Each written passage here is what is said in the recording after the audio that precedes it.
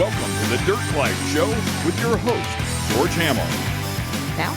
Do it. Welcome back to the Dirt Life Show, everybody. My name is Bella Burchard, your host. This is my co-host, George Hamill. Hi, guys. And we are filming episode 9 of Bella's Corner. So... Dude, I still can't believe it's episode 9. That's pretty cool, man. I know. And then you got your sign. And what's we got playing in the background here? Oh, we got the most amazing film of all time, Dust to Glory, it playing in the background. I'm sure Johnny will tell us a little bit about that. But let's get rolling right into... Yeah, let's get an intro on who we're going to interview tonight. And then we'll start thanking the sponsors, and then we'll get them on. Okay, so we are interviewing the Baja legend, Johnny Campbell. He was born and raised in Southern California, 11-time winner of the Baja 1000, 5-time winner of the Baja 500. He has many years of experience in moto and off-road, driving and navigating. So check this out, too. Do you know what number he is? It's the 11X. 11X. 11-time, 11X. Like, that's pretty cool, right? Yeah, meant to be. All right, so let's pay the bills, get that out of the way real quick. We'd like to thank everybody that helps out the show, especially you guys that are watching the show. It's amazing that you guys all do this. You guys can watch us and listen to us anytime. iTunes, Spotify, all of the audio networks. Check us out on any of the video networks, Facebook, YouTube, and obviously here on Instagram. What sponsors do we share, Belle? We share KMC Wheels. Head down to your local 4-wheel parts to get hooked up. Motool and Evolution Power Sports. Yeah, so the Motool guys, man, they just always offer really great products. And then the Evolution Power Sports guys, we're actually going to be testing some cool stuff with them, doing some live streaming stuff at Vegas Arena. So that's going to be really cool. So watch Coming out. Up. Hang out with Jacob and Todd Zaccone. That's going to be pretty cool. They're going to have 2 cars out there. Thanks to the guys at Maxxis Tires. Check out the freshy white shirt that I got today. Thanks to boys. Maxxis actually just released some new mountain bike tires. So if any of you Dirt Life guys want to get out there and check it out, go check out their mountain bike selection. And always, obviously, outfit your UTV with Rockzillas or some of the Razor tires as well. Thanks to the guys over at Shock Therapy. Those guys have been just crushing it lately. If you need any suspension upgrades, hit them up. Thanks to the guys at JL Audio.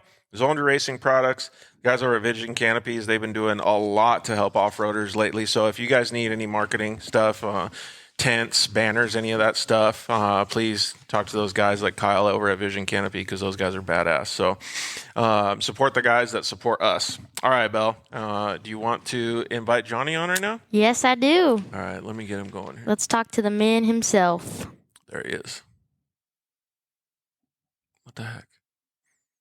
Okay, cool. All right, so we'll get Johnny on here. See? Dust to Glory. Greatest movie ever made. Dude, I'm missing out. Yeah. You guys need to teach me this Dust to Glory stuff. And there's a Dust to Glory. Oh, Dust to Glory too? Yes. All right, let's see if we can get Johnny on here. Yeah, I got a lot of questions for him. There's Jackson. What's up, Jackson? Hi, Jackson.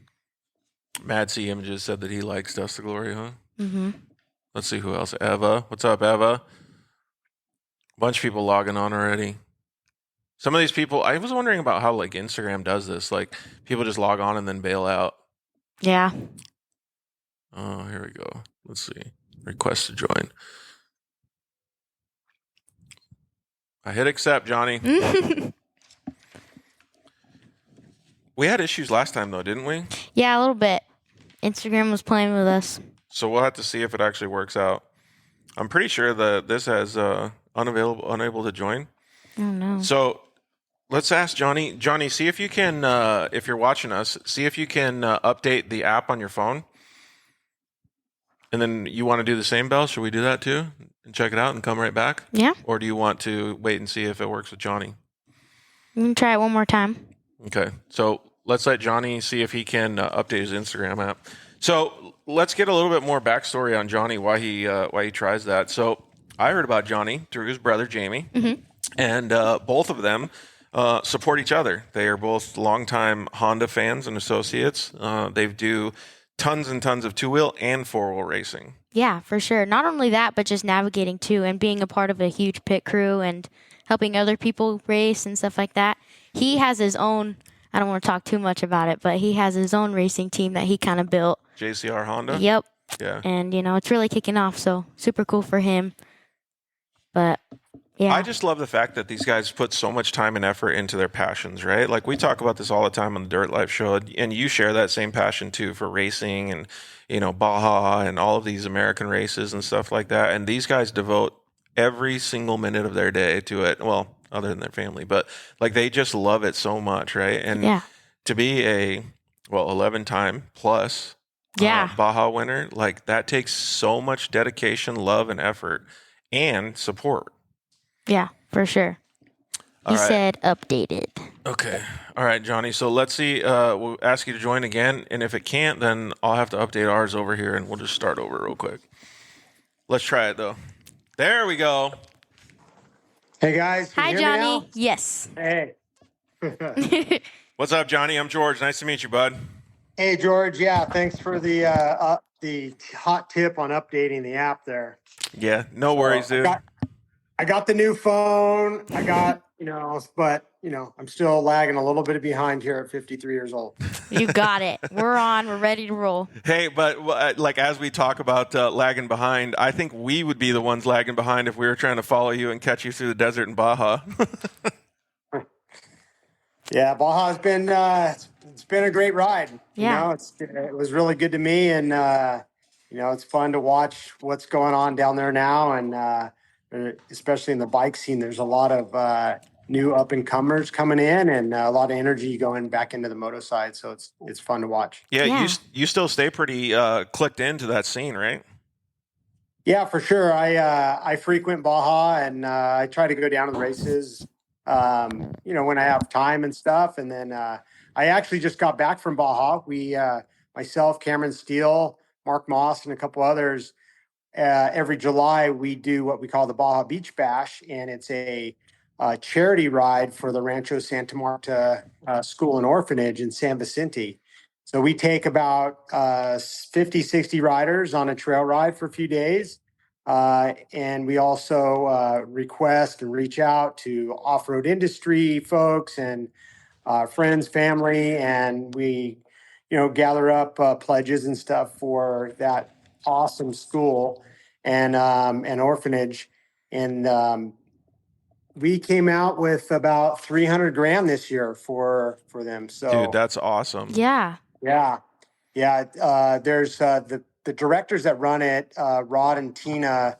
They have been running it for about 14 years. We've actually been doing the Beach Bash for 16 now. Wow. And we've been able to help contribute and raise over $2 million toward that effort. So, Dude, in 16 years. that actually helps so much, though. People don't understand. Like, just your little $50 here, $50 there kind of thing just helps so much to those efforts. I can say, too, we got the opportunity to take one of the Honda off-road trucks down there last year, not to the same Baja Beach Bash, but it was to Rancho Santa Marta, and we gave away some tires to all the kids from Maxis on their bicycles and a bunch of stuff. It's amazing to see when you actually get to go participate and be with the kids and do all that stuff. Yeah, it's great, and the impact, is it's eternal, because what the challenges that a lot of the kids there have is, they have disabilities or they're slow learners and things like that. And where a lot of times their family in Mexico, they have families, they might not be orphans, but they don't want them, or they don't have the means to take care of them. And so the facility there takes them in. I mean, there's been people there that have lived there for a long time and been in this care. Yep. And they also have a regular school system there that goes from kindergarten all the way through high school, and it's a very well desired facility now. Just they bus in about 250 kids a day with the when they're in school.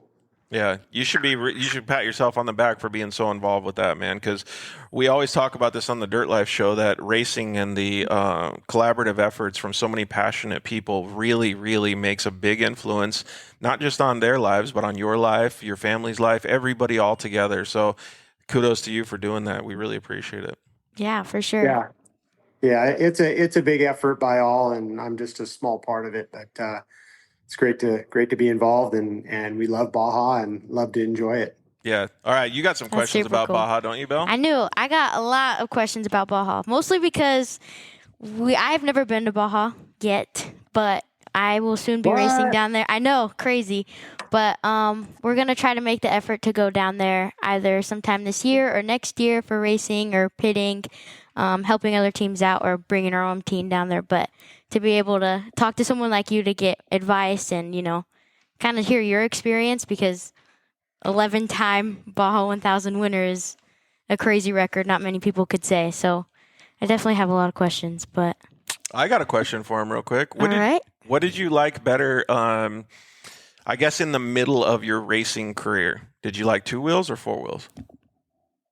Well, primarily, I've been 2 wheels, Yep. and I started doing some 4-wheel stuff later, kind of after my racing career, motorcycle racing career had subsided. So both are absolutely incredibly exciting. With a bike, there's a lot of self-preservation, and you have to be super hyper focused, as you do in a car as well. But you have a layer of I don't know, some sort of security, because you're strapped in, you got the roll cage. But I tell you, I think I've been more scared in racing a 4-wheel vehicle than I have been racing a motorcycle. Yeah. Even back in my days, and Baja was super raw, where there was racing on the highways and we were splitting cars and doing crazy stuff, but riding along in a trophy truck, going 136, 140 mile an hour on a dry lake bed. Yeah, there's not much out there, but it feels like you're about to levitate. So you're not really connected with the ground, and it's a No. pretty hairball feeling. Yeah. Rasta Oh, that's Pasta, thanks crazy. for the nice comment. Yeah, and what's crazy is I would like to hear your opinion on this too, because I come from a 2-wheel background and then to 4 wheels as well. And on the dirt bike, you get to a point where you're comfortable on it and you feel like you can disconnect. It's lightweight and you're one with in gelling and stuff with it, right? But then when you're in a 4-wheel vehicle, to me at least, you feel like there's if you're going 130 miles an hour, there's no coming back from one little mistake, right? You can't just jump off or jump out. It's just a different way. It definitely is. And you hit the nail on the head. As on the bike, yourself and your body is so active with the machine, and you have to be one, and you counterweight this way or counterweight that way to keep the bike going in a straight line. But in the car or a truck, it's like you're strapped in and you're doing the best you can to, as that machine is an extension of yourself. But coming from a bike, because you are so much input from body English, that it gives you a little bit of insecurity in a 4-wheel vehicle, Yeah. from my perspective. Oh, that makes sense. I'm curious to know. Sorry, George. No, please. So if you have a kind of a mind, mental voice in the back of your head going through this entire long race, because I know my mental voice is my co-driver, but on a bike you don't really have anyone constantly physically there with you telling you, keeping your motivation up or pick your head up or you're going the wrong way, So what do you kind of do to stay out there alone? Well, it's, the mental aspect of racing off-road like Baja and long distances is it's a very big self-discipline. I mean, you have to acclimate yourself and you have to want to do this. You have to want to win. And with that situation is you go down and you pre-run and you put in the miles, you put in your dues, and you break down the sections. I used to break down, you go, how do you remember, a 500-mile section or a 100-mile section? How do you remember all that? Well, you do as you're going through it, and you start breaking it down into little sections.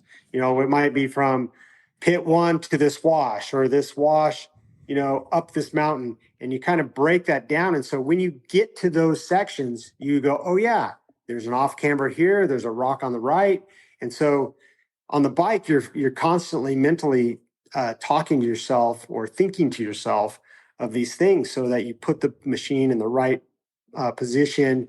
It's easy to get mind get your mind wandering in those long sections. And what happens is then if you're not focused and you're not concentrating, it's easy to overcook a corner or go off a cliff or something of that nature. And so you really have to train yourself to be mentally fit, mentally tough. And I put a lot more weight on that aspect than the physical aspect. Yes, you have to be an athlete. You have to, do all your stuff on, your cross training and riding a long time, but you really have to train yourself mentally. It's like, how bad do you want this? You're going through a lot of pain. You're suffering. You go pound up, you pound from up to El Chinero and San Felipe, and it's like, there's a lot of pain there. Yeah. Your back and holding on and fighting the bike and stuff. So the mental aspect is very important. And so that's one thing, like transferring to a four-wheel vehicle off a bike. It's like, I don't even really need a co-driver because if I'm going to go race, I'm going to go pre-run, I'm going to know where everything is. Yep. So for a co-driver that talking to me is it's nice to know somebody's there. But especially if you make a mistake and flat yourself or whatever. Yeah. but realistically, like I would say I haven't developed a four-wheel race experience where I fully rely on the navigator, right. The co-driver, because I've always done it. And you ask guys like Larry Rossler, the absolute king of Baja. It's like this guy had a phenomenal, motorcycle career and then transferred to four-wheel and has had a phenomenal four-wheel career.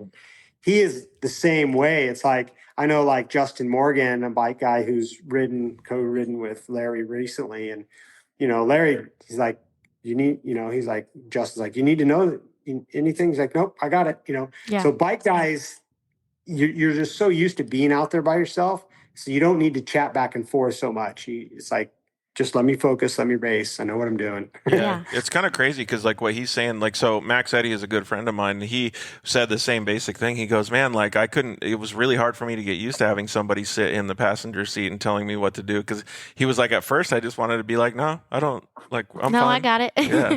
But on the other hand, like if you haven't raced two wheels, it's completely different. Oh yeah. I can't tell you how many times I've relied on my co-driver for a lot of different things, not just driving in the track, but also my health too, because he's pretty much got me covered on that. But actually, so Johnny, like when you have that opportunity to have a co-driver, giving you statistics like, the car is this hot or this stuff like that, that probably actually is a huge benefit for you because you're like, oh shit, I didn't even think about that.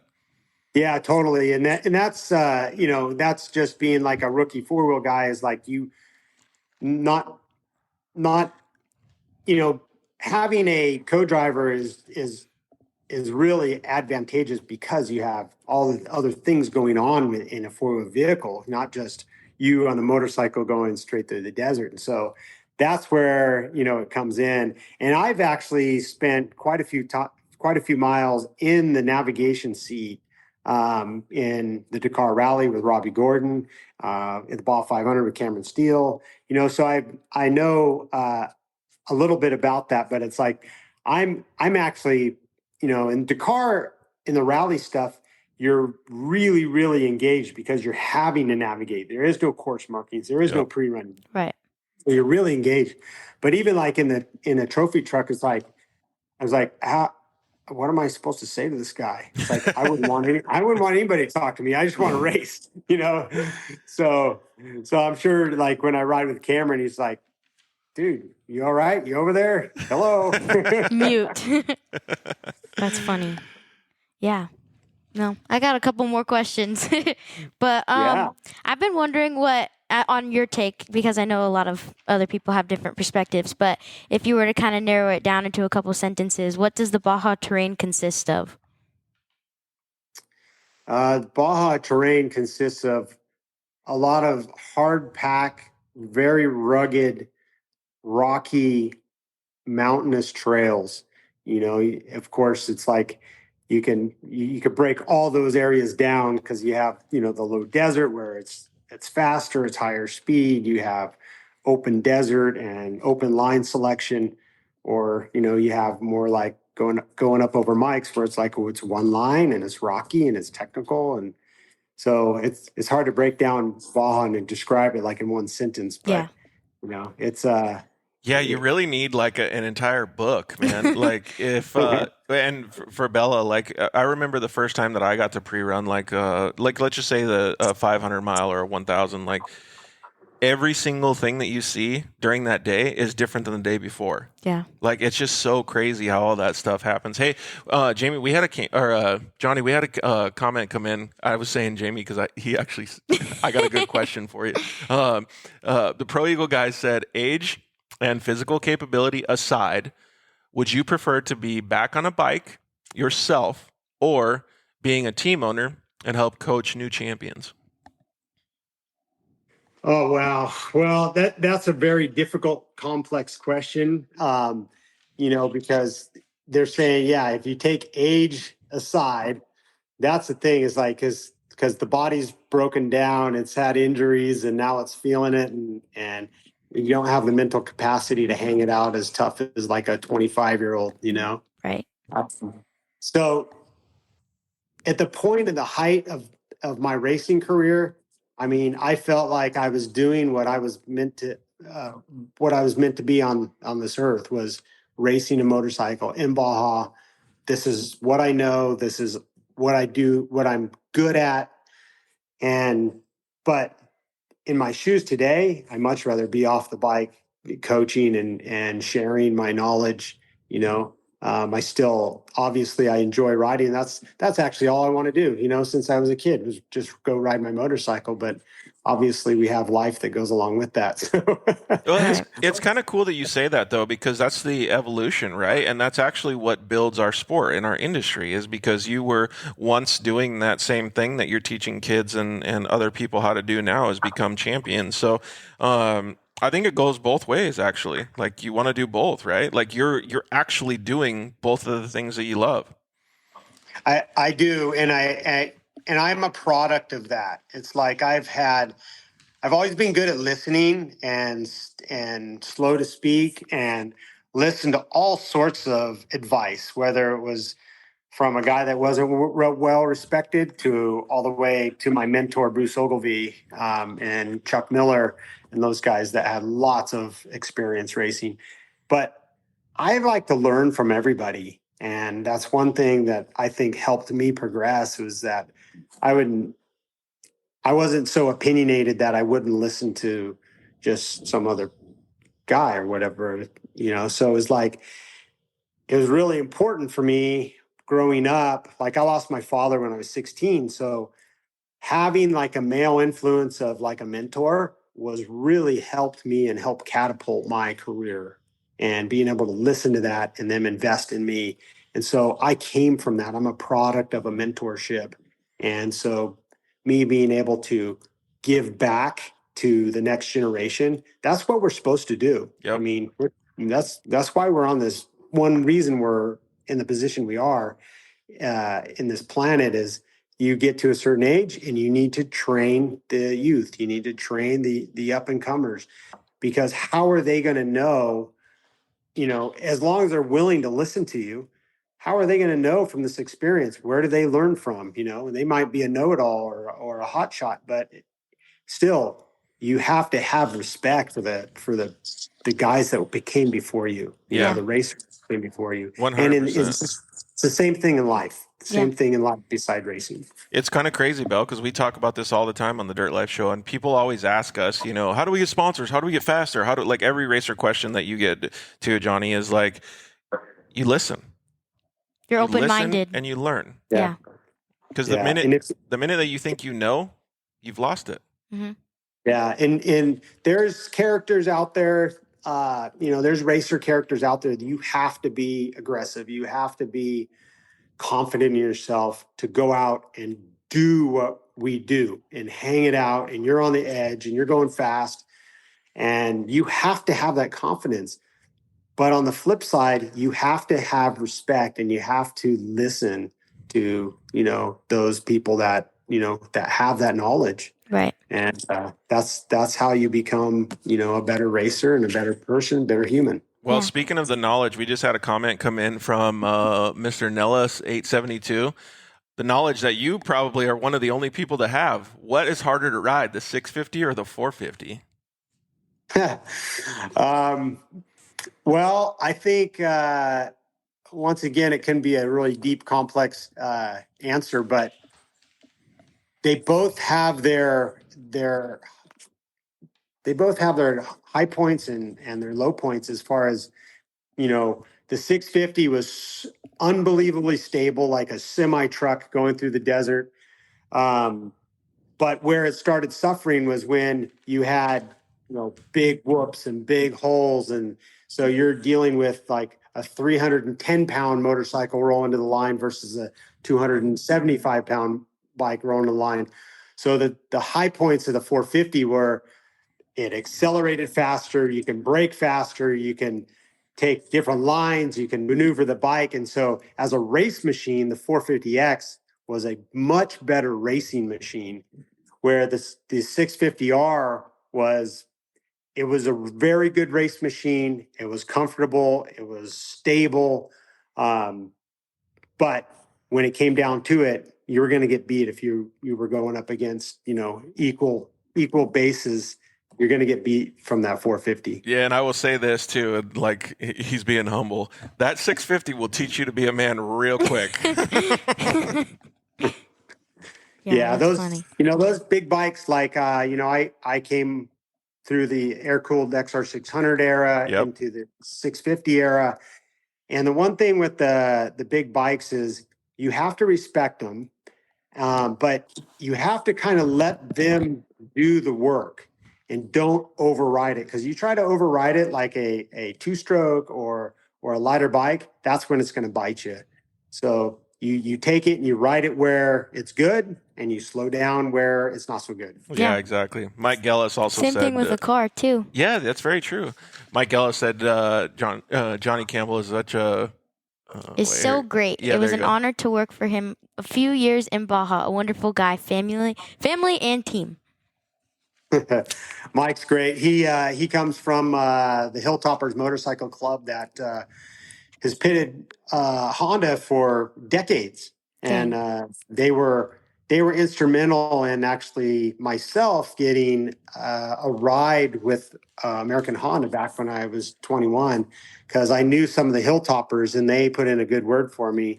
And then so they were very helpful. And Mike was one of the guys that came along as one of the younger Hilltoppers in the later years. B-Dub930 said, Steve Henge told me the 650 was like a Cadillac, but the 450X was like a Ferrari. That's a good way. Hengy knows. He was my partner for a lot of years, and we won a lot of stinking races. And, Hengy was great because he was so solid. When you have a race partner like that, it's like you don't worry about him crashing or getting the bike to you or whatever. It's like you just have complete confidence. Yeah. And that was Steve for me, and I think myself for him, is like we were such a formidable team because we had so much respect for each other, and we just were confident in the other riders. So that's what really helped. One of the things that helped catapult us amongst being under the tutelage of the late great Bruce Ogilvie. Yeah, man, you guys have so many stories. We could have like story time with Johnny anytime, Bill. Stevie Wright said, I was lucky enough to fly the helicopter for Johnny Campbell. Amazing guy, learned a lot. Yeah, that's probably pretty cool getting chased by a helicopter when you're riding a dirt bike, right? Because you can see him pretty easily. Yeah, definitely. And that's what I transferred into. Stevie had just started flying for us when I kind of transferred off the bike into the helicopter, as a matter of fact. So I spent a lot of time flying with Stevie, and we won a lot of great races together. Yeah, that's pretty cool. I kind of want to go back. And Stevie Wright is a former Honda factory ATC racer. Oh, dang. Dude, Bella, you should see. He showed me some pictures. It's so gnarly what they used to do on three-wheelers. Like, would you do that stuff, Johnny? Like, because they're wild, dude. No, I would never do that. Those guys get crazy. I don't know. One of those these days, we're three-wheelers. gonna have you and Stevie and a whole bunch of guys on the show, and like in Bella, you can see some of the gnarly stuff they used to do, dude. It Yeah. was sick. I need to hear these stories that no one else knows about. Well, we have plenty of them. Should we ask the story that his brother sent in, Jamie? Yeah. Yep. Okay, so, well, he actually sent in 2 stories. We'll get to the first one as a quick answer.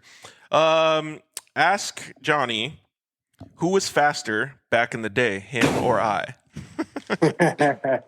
Well, yeah, Jamie was always, he was my little brother, he's 4 years younger. And so he was always the tag along brother.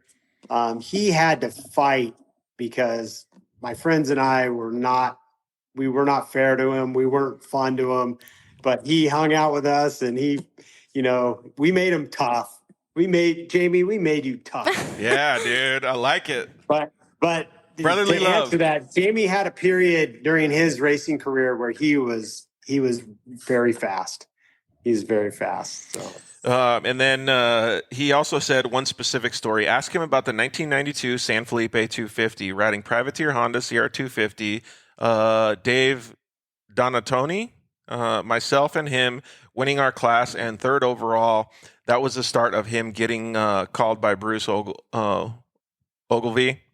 And then to race for Honda. Yeah.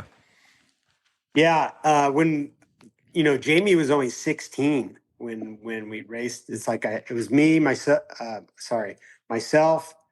Jamie, and our friend Dave Donatoni that we raced SRA with Grand Prix. And we had raced a few races the year before, and this was like 91, so 92. So we started the 250 class, and we were just pitting out of the back of the truck and pickup truck and stuff. No real support, and but we all wanted to race for Honda and stuff. And so what happened was, we had the year before, right before that, the Baja 1000. We had a really good run, but we ended up getting 3rd in the 250 class. I think we were still top 10 on bikes, but we thought for sure we were going to win that. But anyway, we came back to Felipe and we just had a kick-ass run. And the only 2 bikes that beat us were the factory Kawasaki KX500s. And I think we won the 250 class by at least 10 to 20 minutes. It was a big margin. Wow. But the bike was in shambles. When it finished, the rims were so smoked, you could see air through them, and we were running moose tubes, thankfully, and there was stuff hanging off that thing. The thing was just a rattle box On its last leg. But Jamie rode the center section, maybe even over the mini summit, and he did a great job. And then that month, Bruce had called Dave and I to go ride, and they wouldn't. At the time, Jamie was a minor, so they were reluctant to give him a factory ride at that point. And we really didn't have a factory ride at that point. It was just kind of like, hey, if we can give you some parts for your bikes, and maybe we'll have a race bike for you at the 500, and for sure the 1000, we'll do a factory effort. So it was kind of like, at that point in time, the American Honda off-road team was like, it was very, very small. It was just like a backdoor grassroots team. And Bruce was trying to kind of rekindle it and get it going. And he had 2 main riders, which was Chuck Miller and Dan Ashcraft.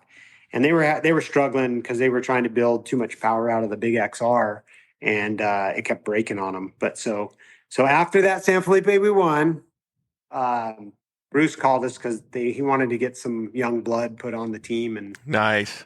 So that's where we started with American Honda, was like May of 92. Dude, Yeah. it probably trips you out to think about some of that stuff too, because like just me thinking in my head like about that is like, it was such a different time back then. Like you had to max everything out, like you said, on the bike. Like the bike just couldn't go anymore basically when you were done, like, and nowadays it's just I don't know, it almost feels like it's given because everything is so good. Honda makes such an amazing motorcycle now. It's like, Cameron can ride his all the way down the Baja Peninsula and still have fun and ride it the next day when he gets back. Like it's just insane.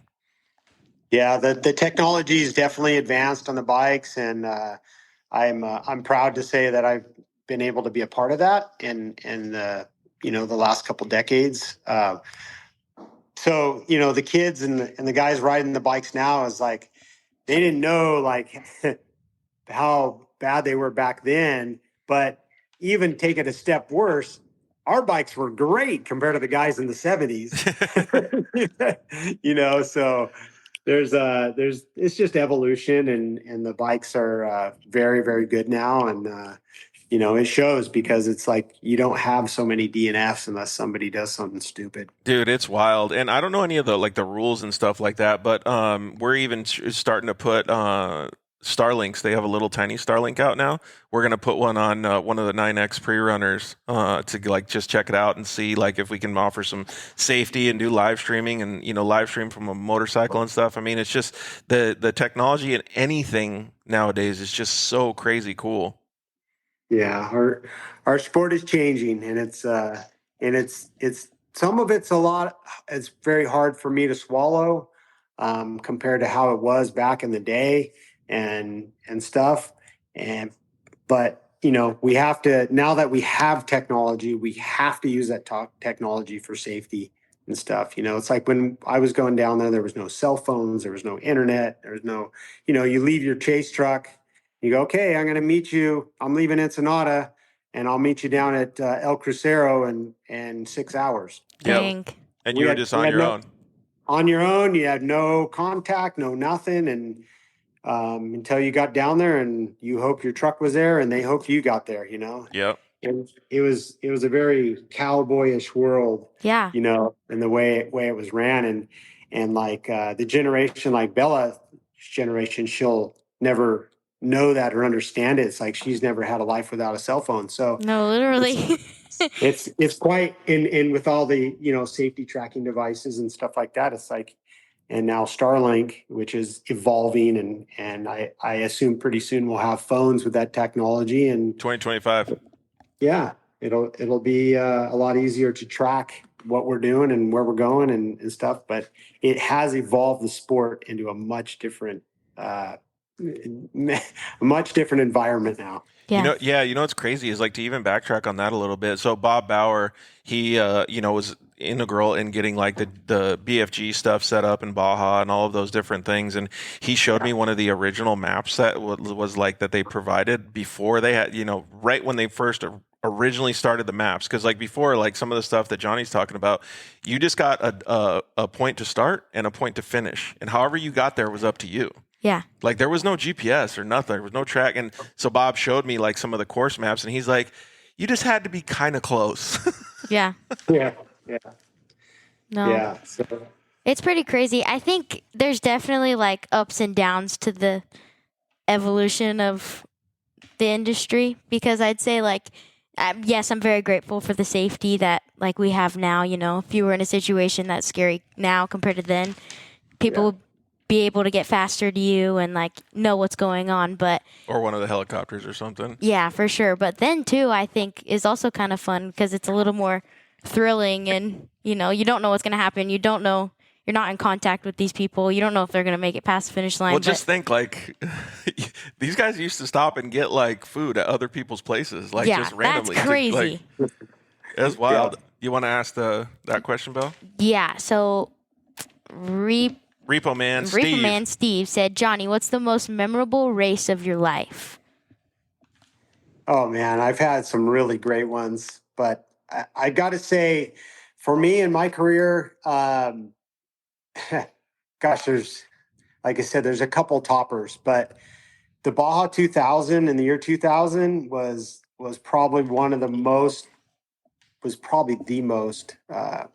pinnacle race of my career, amongst winning my 11th Baja 1000. But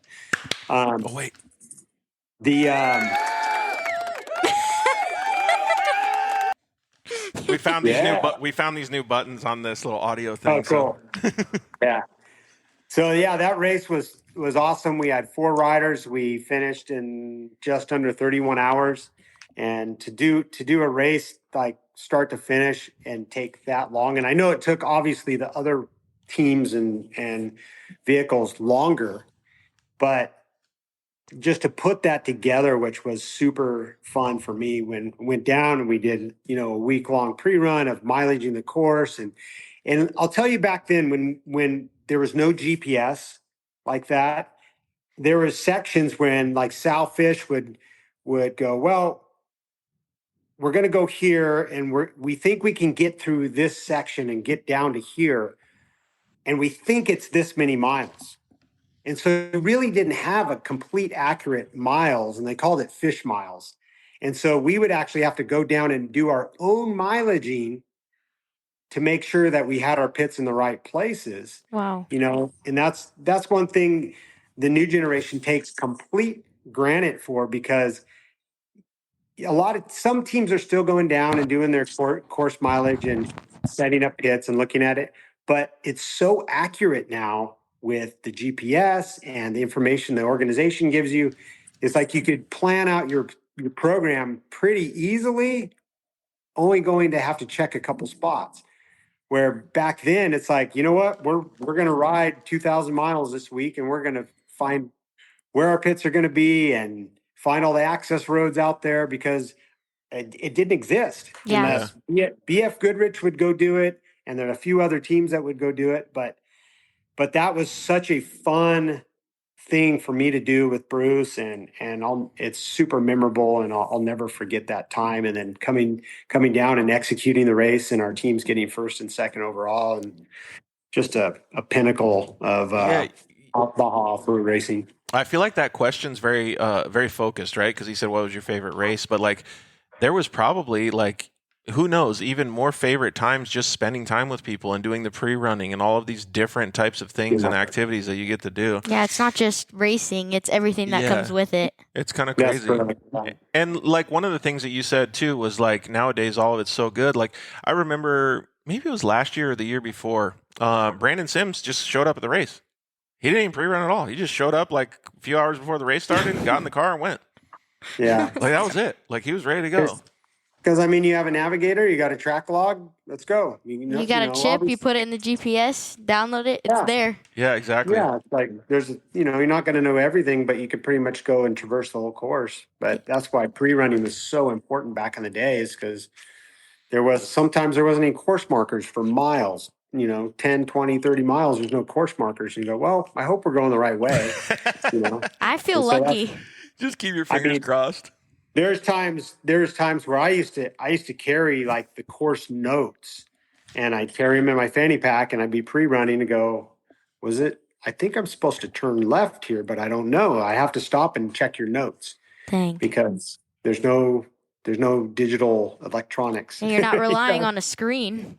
No screen. No, that's pretty cool, though. Just imagine, Bella, like, he doesn't need the GPS, and he could still find you all the trails if you guys were going down there to race. Oh, yeah, for sure. What was that comment that we got there? BW930 said, hey, JC, they have Dust to Glory playing in the background. Have you ever considered soloing the 1000? Actually, no. I've never really considered it.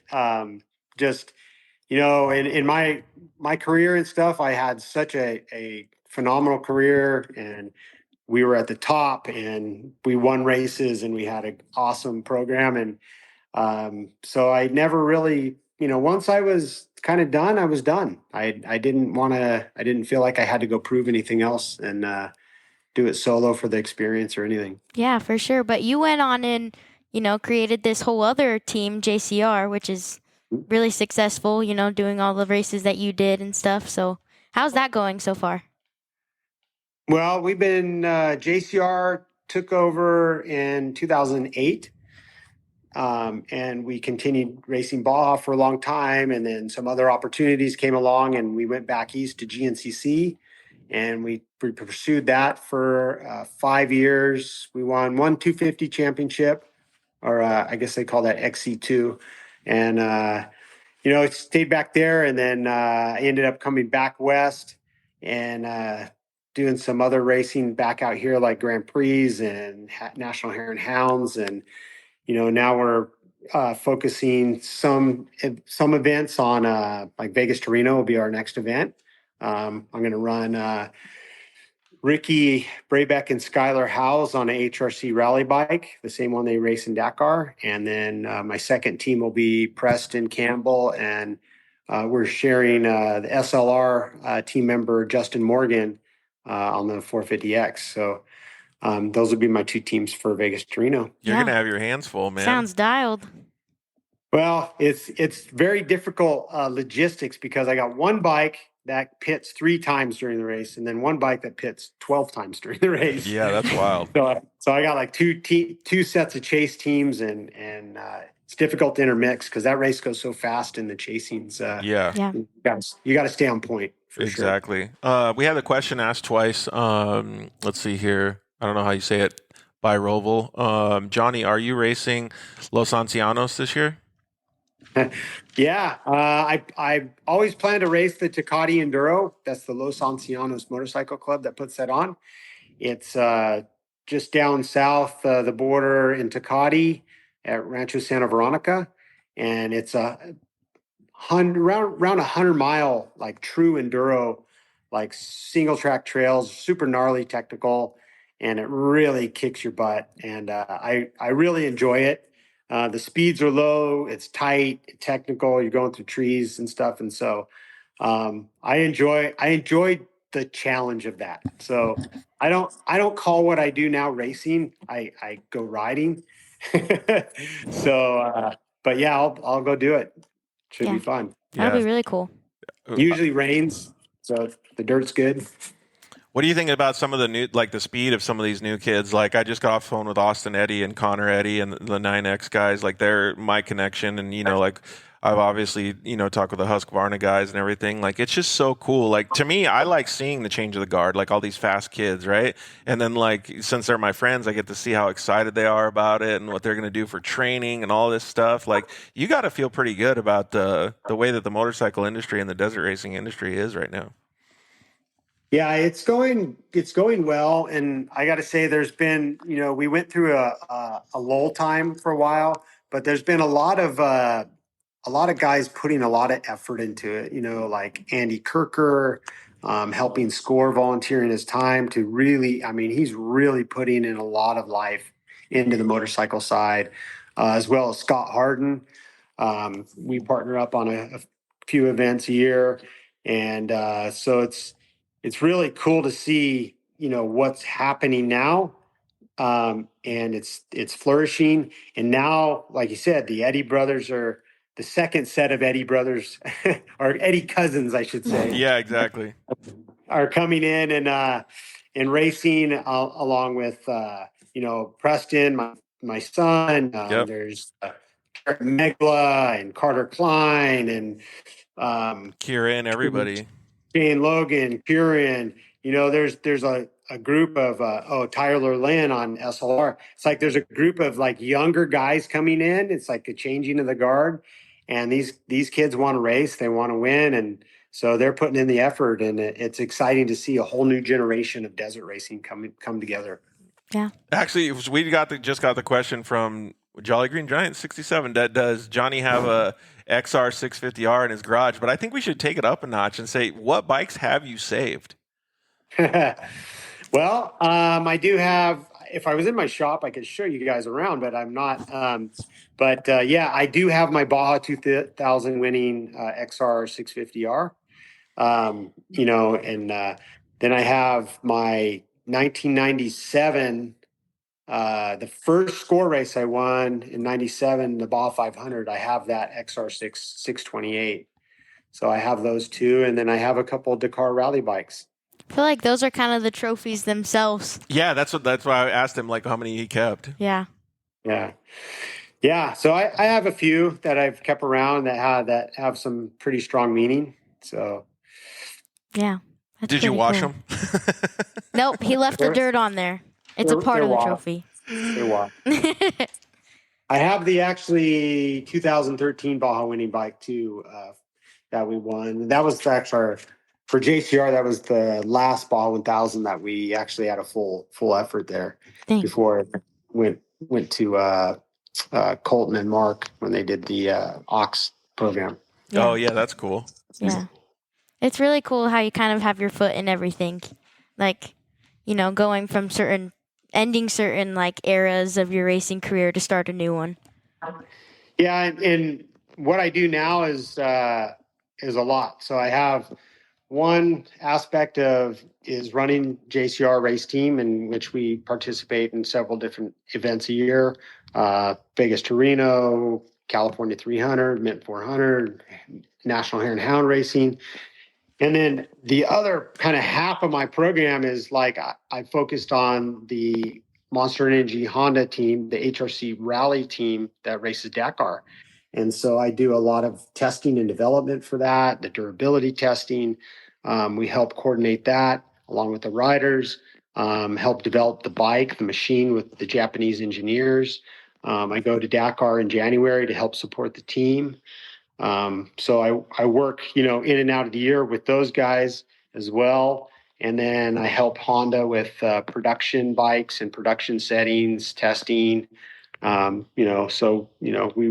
We get to ride some of the bikes that you'll see in a couple of years on the showroom floor. So that's super fun and engaging for me, and things that I was taught how to do during my tenure and under my mentor and stuff. So Yeah, I feel like that's all like it comes with I don't know, the knowledge and experience that you gained, right? Because there's so many things that you just said that were so different and so far from each other, but they kind of all come together to be able to build obviously the production bikes, but to be able to because how do I say this? Desert and Dakar used to be a lot different, and now they're shrinking. The gap is shrinking, right? Like the bikes are closer than what they ever have been. they're close, but there's still quite a distance between a Baja race winning bike and a Dakar race winning bike. One of the highlights.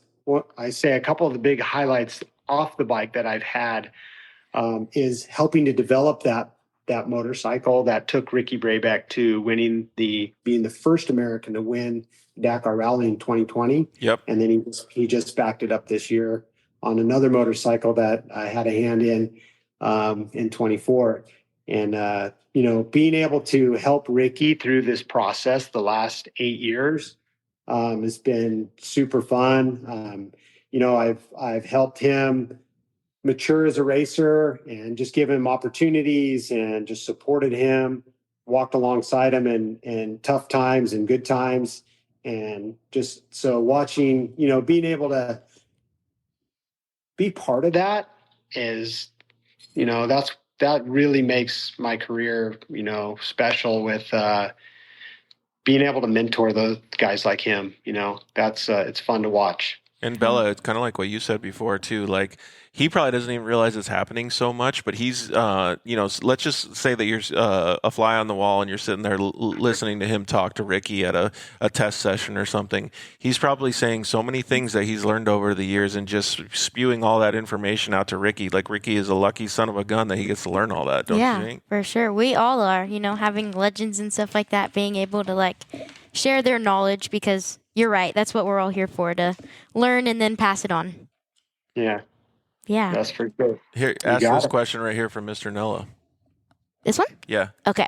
Johnny, how did you get into the Dakar Rally, and how different is that compared to American Desert? That's a good question.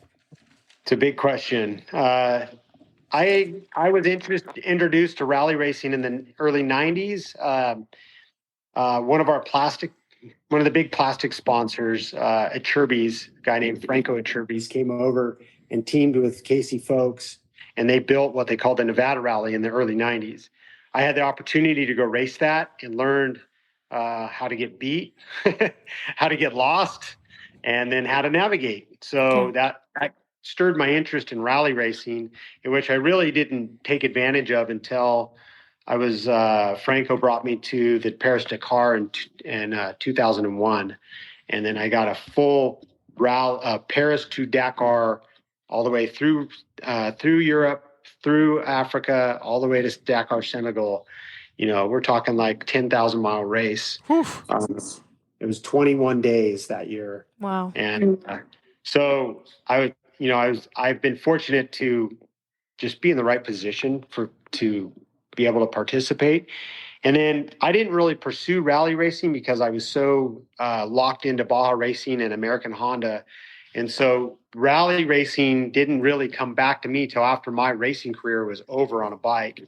And HRC, which is Honda Racing Corp, they contacted me and said, hey, we want to go back to Dakar. They hadn't been there since the 80s. They go, we want to go back to Dakar. We need your help. And so I was in a position to have all this experience of testing, development, some knowledge of rally racing, and help them get moving with a bike project and racer projects. This was 2012 when this all started. And then I've been really fortunate enough to be involved with that from 12 to now. So a dozen years now, and watch how that program has advanced. So I think just being in the right position and making the right relationships is how I've been able to, focus on rally racing and make that part of my lifestyle. Yeah. Well, and you can't be any slouch either, right? Like the Austrians, like they're going to be a formidable competitor the whole time. So it's cool that you were able to do it, but like you have stiff competition, and I know that you're being humble, but like it's a chore to go through all of those things and be able to be competitive. And you come home with the first American to ever win. Like, dude, that's got to feel so good. Yeah, that was special. It makes me cry even now. But yeah, those guys, the Austrians, they own that race. That's what I mean. They do it so long and so many wins and stuff. It's kind of like we were in Baja and stuff. But they had the system. They still have the system, and we had to come up to their level and then try to surpass it in some areas. And we did that. But once you get there, then it's like, okay, now they're going to fight back. But competition, it breeds excellence, and that's what we're doing to each other. Is like, we win, and we did good in our testing and development, and then all of a sudden they'll fight back and get it, and then we got to fight back, and that's what makes it fun. Without competition, it's not really that fun. Yeah. Having good competition, but keeping good sportsmanship too. Absolutely. Everybody there in the Dakar, there's a lot of, it's so highly elevated with how much it costs to do those races and the efforts and stuff that are there by the factories and the riders and stuff. But, it's like Baja. It's like when you're out there, you're on your own, so it's like, you have to have respect. You fight your guy, you fight against those guys, but if somebody goes down, you have to stop and you have to help them because you're the first responder. Right. That in all desert racing, that has to be the way. Yep, 100%. What kind of other questions you got, Bill? I do got a good one. Baja is a huge battle. What's the biggest lesson you've learned in the first few years of racing score? Well, I think that comes down to planning and preparation. It's like you can be a fast racer, but without a good team behind you, without the right equipment and the right proper planning so that people are in the right places, and without having that, then that's the whole deal right there. Yeah. You got to have proper planning and preparation. Team effort for sure. Yeah. Do you have anything to add to that? No, I think he's right though too. And I mean, just from layman terms, you have to have balls of steel, like to race a motorcycle down there. Like, it's just one of those things. But you can't have one without the other. You have to have both. Yeah, and I think it takes years to do that too. I was also wondering that, is Baja something that you kind of got right off the bat, or was it like years and years and years of learning to finally like perfect something? I'm still learning. But that's a good answer, right? Because he was talking about he's been a sponge his whole life. Yeah. Like he's just a good listener, right? Like no matter what happens, he's never going to quit. It's always going to get better. Yeah. So you have to, it's like, we learned to a level, and then we were able to take that level and make a run where we were winning all the time, and we knew what to do at that point, and we matured as racers, we matured as a team, with your pit crews and everybody. So that is important, and you gotta put in your dues. I mean, sometimes you can go and win one, you can get lucky or whatever, but to back that up and then to do it again and again, there has to be something special there. There has to be a recipe for success. Did you ever Yeah. get burnt out? Yeah, sure. There's times where it's like you're in it every single day. It's like you're working in the shop, you're testing, you're going to a race, you're traveling, you're running, you're doing all the stuff, all year long. And for sure, you get burned out. It's like there's a lot of, you need to step back and remember, remember what life's about. And, the one thing is it's hard work, but it's not rocket science. We're out there racing a dirt bike. We're racing an off-road car. We're not here trying to save the world. We are. And so don't make it work, make it fun, try to keep that perspective and have a sense of humor in yourself.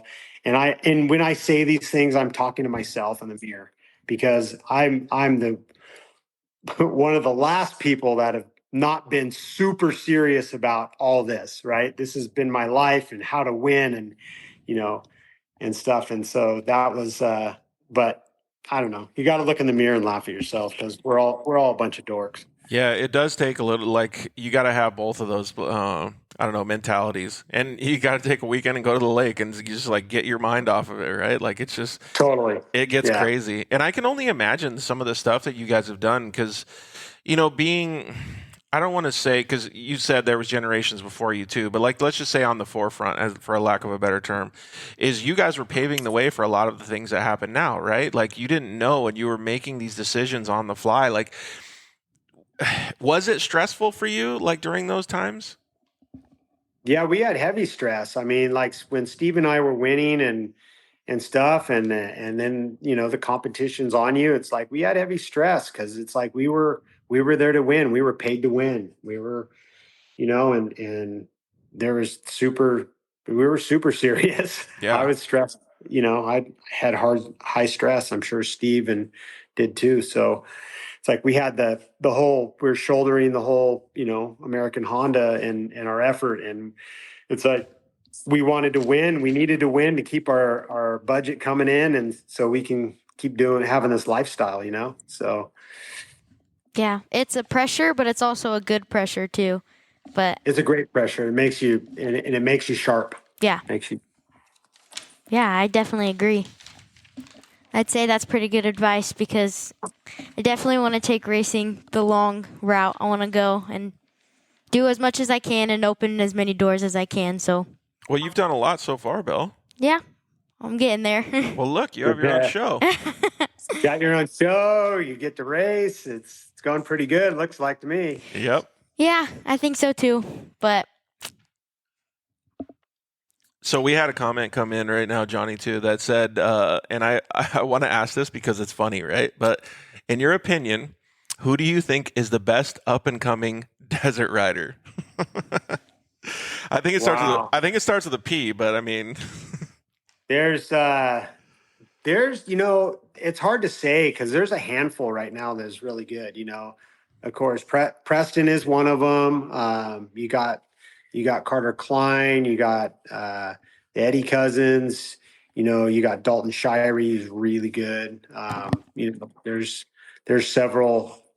There's a handful that are really sharp. So I'm not going to hang my hat on one. We'll see who kind of rises to the top in the next couple of years, but to see who's the dominant force. yeah, I agree with that statement too. And I'll take it one step further too, and I'll say I will almost guarantee it's going to be one of the kids that listens the most.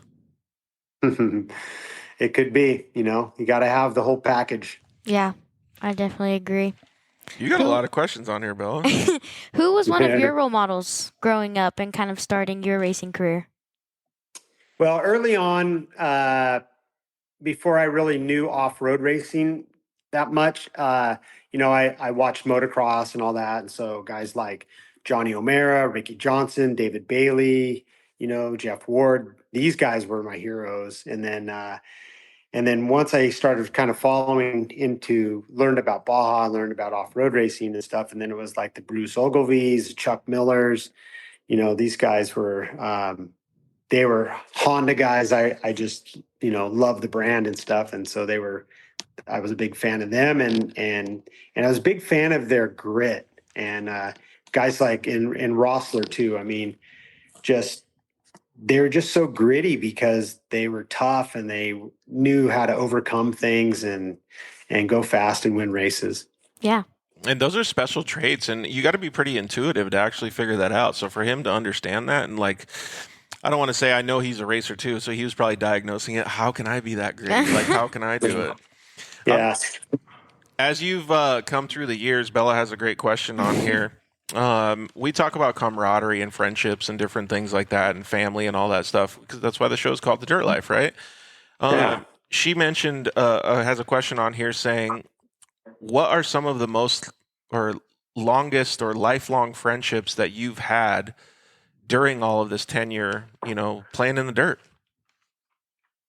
Oh, wow.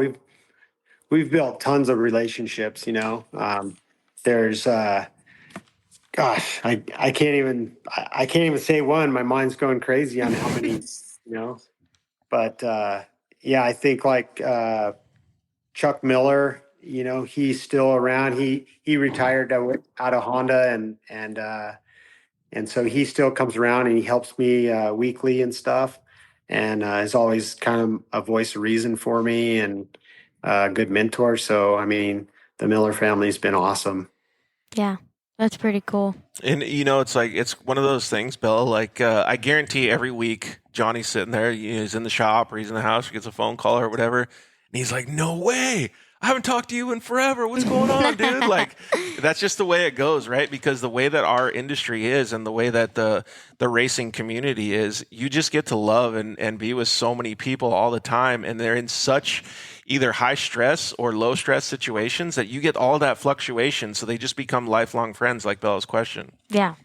Yeah. And being able to experience a sport with them that you love just as much and have just as much passion for is also super cool. I think you can do that with any other sport too, but racing, I feel like it's a little more special. So Yeah, it definitely is.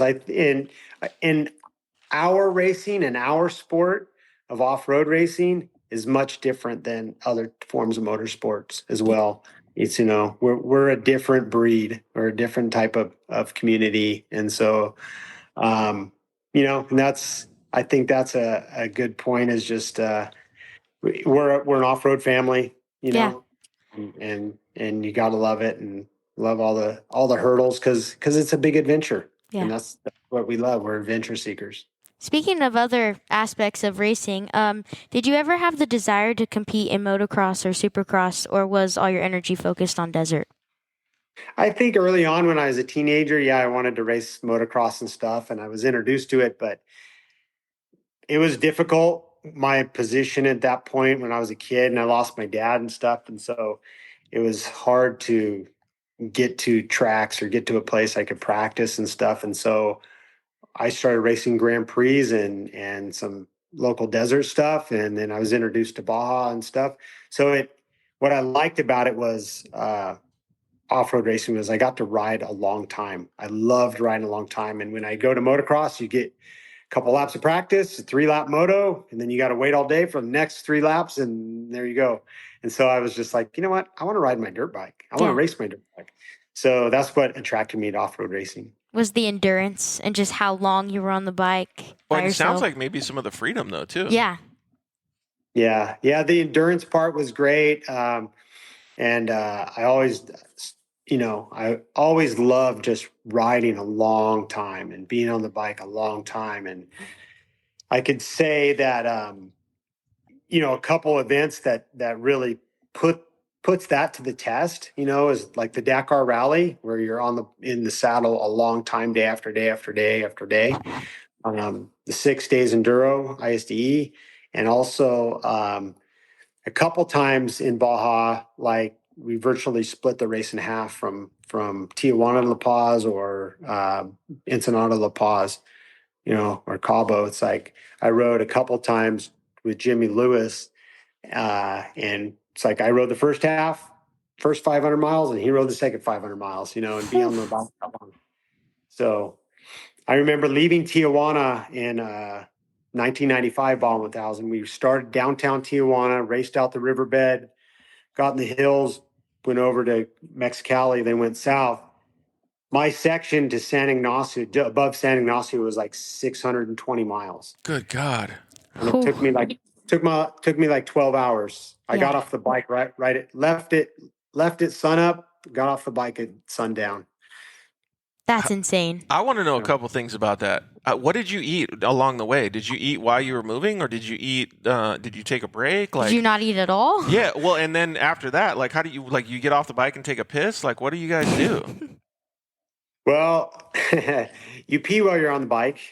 For one, it's kind of gross, but you do. And then eating, I only ate a little bit at one of the pits when they were refueling me, and then I just kept going. But hey, when you're 25, you're a machine, and Yep. I had more focus and adrenaline than I had really strength. So yeah, well, and they didn't have Uncrustables then, so you had to have a normal PB&J sandwich, right? They had to have had Uncrustables then. Hey, I think this was the only bologna sandwich I've had since I was a kid. Really? Bologna sandwich is crazy. There you go. Crazy, but sure. at that point, you take anything, man. Yeah, for sure. Throw some ketchup on a rock and you're good to go. That's true. I do agree with you though. Like some people will ask me how you not eat or go so long without eating so there little. There you go. He's got a friend over there too, Bella. What kind of? She's whining at me. Oh, is she? She needs some assistance. Yeah, she probably does. Dog lover. But yeah, no, and then like telling them like, oh, I had a string cheese before I went off, but that's pretty much it for my 12-day race or 12-hour race, and they're like, what? But I get it. Like you're not hungry. You're more worried about how I'm gonna get to this next pit or. I'm a lot different now. It's like I gotta eat. Yeah. Well, that's why I asked those questions because, like, I've done a lot of endurance road bike racing and stuff like that, like Tour de France kind of shit. And like, you eat on the bike and you piss on the bike, like you do everything on the bike. And so, so what you're saying is basically the same thing, right? Yeah, basically, just back then, just like I just went because you're young and strong and whatever, But like as you get older, you learn. It's like that probably wasn't the smartest thing. I could have been much better, much faster if I would have ate at certain places along the way. Yep. Yeah, I but definitely agree. You can pass on all that information to everybody else that you're helping now too. So, all right, Bella, let's give him one or two more questions, and then we'll wind it down for him so he can get with the dog and get some dinner. Yeah, for sure. I want to make these good if we're going to. I did want to bring up Dust to Glory. One, because I didn't know.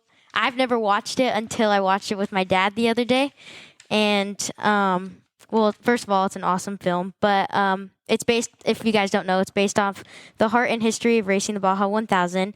Can you tell us a little bit about that? Because you make an appearance a couple times in that movie, so. Yeah, that was fun. I mean, Dust to Glory, Dana Brown came along right in the middle of kind of my pinnacle in my career, really. And so that was a special time. We got filmed in 2003 at the 2003 Bob 1000. And we did a unique loop that year where it kind of went, I guess it would be counterclockwise. So we came down the Pacific side and then back up the Gulf and then back over to Ensenada. So Steve and I ended up splitting it in half, kind of. Or not really. I started, and right away I had a pretty good lead at about 60 miles, and then I hit a rock really freaking hard, and like just about broke my thumb. Oof. I didn't crash, but I had to. I stopped because the bike was shaking, and I ended up blowing like about 5 or 6 spokes out of the front wheel. So then I had to nurse the bike to the highway, and then the race tightened up, and then and then I gave the bike to Steve and had to nurse my wrist. And then we had gotten to that epic battle. My lead shrank because of my wrist, and then Steve got caught by Grider. We got past in the pits, and then I chased Grider through all that silt and crap down by the coast. And then I caught back up to him on the highway because we had a huge highway section right after we went down the beach. We had like 60 miles or something. It was crazy from Catavina all the way to Chapala. And that was because they had to change the course during pre-running because of a huge silt section. Oh. But then I handed the bike off to Steve down by Chapala, and then he took it in all the way back from there. But actually, we had Bruce Ogilvie, our manager, split that section because I couldn't get back over to help him split that section. So Bruce rode like 30 miles of whoops, gave him a break during the night, and then Steve went on to win. I can imagine how that went down. So Bruce, you're cool or doing all these whoops for 30 minutes? He was, you know what? Bruce wanted to race. He was actually my age. Oh, okay. So he was like 53 right when at that time, and so he actually became the oldest guy to ever win an overall on a bike. Yes. Should we do the applause again? Yeah, he did that thing. Yeah, so that was pretty cool. And to back that up, like Bruce, our manager and my mentor, he rode with me the first time I won a score race. So it was kind of he was a unique guy with just a ton of knowledge. Yeah. But getting back to Dust to Glory, yeah, what a phenomenal time of just documenting Baja racing on the big screen. And, you know, right after that, as you saw, like there was a humongous influx. Like we shot the thing in 03. It didn't come out till 05. Once it hit 05, there was 4.5, there was like almost 500 entries at the Baja 500 of the Baja 1000. It's like everybody's like, oh, I got Baja fever. We got to go do this, you know? And so so we got this huge influx before everything tanked in 08. But yeah, that movie and that really showcased, you know, not just our race, but the truck race and the gnarliness and, you know, dealing with the cops pulling the trucks over, you know, and that whole thing. And then it showed the privateers and you know, the guys that come out and, you know, the Mexican team and the Baja Bugs and stuff like that. Just it captured so much of the flavor of what Baja is all about. It was, you know, it was really well done. It was remarkable. And the way that they built the character sets and like all that stuff, like, I mean, like you couldn't really ask for anything more. The thing that we've been doing, like, you know, I wasn't around for, or I didn't know about off-road like in that time, but like Bella and I always talk about it. It'd be nice to be able to have that same kind of concept and that same kind of viewer capacity now, because we really need to push it and get it growing again, right? So I hope that some of the stuff that we're doing will help it. Yeah, and just think about this. There was no drones then. Right. There was no drone footage at all. We had guys on bikes. You had guys in helicopters. You had, you know, the old school real deal stuff going down that film that. Just think of the production that they could do now.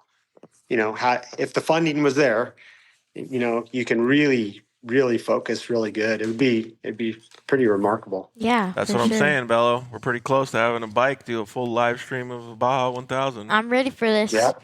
Put one on my car. Let's go. All right, let's get one more question. Do you want to ask it? No, I'm cool with it. I like your questions that you got, dude. I mean, I got a lot. I was pretty excited, so let's see. Oh, this one's a good one. So I know, like, for my racing team, me and Cruz, my brother, race together. But when we do, like, long races like Vegas to Reno that's coming up, I'm going to do around 300 to 350 miles, and then I'll pass it off to Cruz. But I usually start the races because I'm better during the daytime, and I'm more energized in the morning. That's my strength. But I was wondering for you, like, what's your kind of dynamic for your team? Like, do you start off as the first rider, or do you kind of break it up in the middle, or do you end the race? That's a great question. I think we strategize to the rider's strengths as well. In my career, I was usually starting the bike, and then Hingeville was usually finishing the bike because he was super good at night. He was a very, very good night rider. So I'd usually start, and then he'd finish. Yeah. That's once you got it dialed, I feel like it's set and it's good, and you can try other things, but when you have your plan and you know it works and it's successful, then you stick with it. Yeah, and then you start learning from experience, just like what Johnny said, that you can play to everybody's strengths, right? For sure. You guys are doing that with your team too. Man, it's been so cool to talk with you, Johnny. I really appreciate you taking the time, and I want to say another thing too. I think it's really cool that Bella's doing all this stuff and getting her show lined up, because you've been on our list after we talked with Jamie before, but Bella did it. She took it on her own, and she got you on the show, dude. So thank you very much for coordinating everything with her and getting her all the footage and photos and all that stuff. It was really cool to see. Yeah, it's awesome. Thank you, Bella. You're doing a wonderful job. Just keep up the hard work, and the successes will come because it's a product of your hard work and efforts. Yeah, thank you so much. I greatly appreciate it. It was so much fun talking to you and learning from you and soaking up all the knowledge. I hope to see you guys and your team out on the racetrack in August, but it'll be fun. Yeah, we'll probably be close to finishing when you're starting, but yeah. We will. But thank you so much. I had a great talk. It was super cool. Yeah, and Johnny, thank you very much for everything that you've done. In your career, congratulations on everything you've done. But I think some of the stuff that's more heartfelt and meaningful to the whole industry is what you're doing to give back. So please don't stop doing that. Keep doing it. Keep being yourself. Yeah. Thank you, guys. I really appreciate it. Appreciate the time. Yeah. You guys are awesome. Thanks, buddy. Bye, Johnny. Okay. Yep. Take care. Have a good night. You too. You too. See you later. Bye-bye. So we'll let him sign off here. But, Belle, let's just thank all the sponsors. First, let's thank everybody for watching. You guys are our lifeblood. It was so cool to talk with Johnny. He's such a legend. And we really appreciate everybody watching. We already said at the beginning of the show, but you're more than welcome to go to iTunes, share it with all your friends. Do everything that you can to help Bella grow her show. Yeah, for sure. I greatly appreciate it. You guys are the reason I do this. It's so much fun, but being able to, open the doors to more opportunities and meeting people and talking to people, I'm having a good time. Yeah, well, you're doing a great job. That's why you're still doing it, right? Thanks to the guys over at KMC Wheels. Like Bella said, go down to 4 Wheel Parts, get some more wheels. Thanks to the guys at Maxxis Tires. Thank you to Motools, Shock Therapy, JL Audio, Evolution Power Sports, Zolander Racing Products, Vision Canopies, and Starstream. What's next? Vegas to Reno? Vegas to Reno. See you guys at Vegas to Reno. Bye. Thanks for listening to The Dirt Life Show. See you next week.